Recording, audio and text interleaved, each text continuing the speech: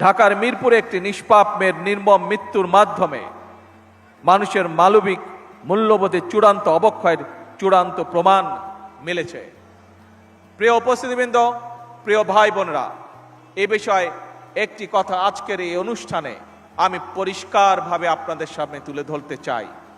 এই ধরনের শিশু নির্যাতন বা নারী নির্যাতন বর্তমান সরকার কোনোভাবেই মেনে নেবে না এবং বর্তমান সরকার রামিসার এই হত্যাকারীর সর্বোচ্চ শাস্তি ইনশাল্লাহ আগামী 1 মাসের মধ্যে নিশ্চিত করবে এবং সেই সর্বোচ্চ শাস্তি হচ্ছে মৃত্যুদণ্ড, যাতে করে ভবিষ্যতে আর কোনো ব্যক্তি মানুষ এইভাবে শিশু বা নারী নির্যাতন করার সাহস না পায়।